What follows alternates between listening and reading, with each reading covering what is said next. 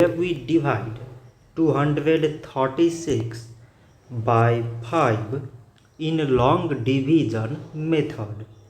5 times 4 is 20. On subtracting we get 3.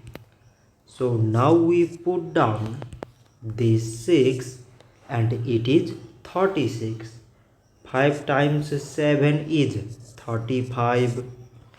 On subtracting we get 1. So now we have no any other number to put it down. So we take here decimal, so that we put 0. So it is 10 and 5 times 2 is 10. On subtracting we get 0.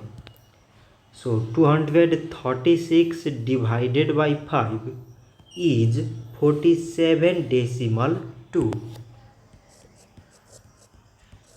So this much for today and thanks for watching.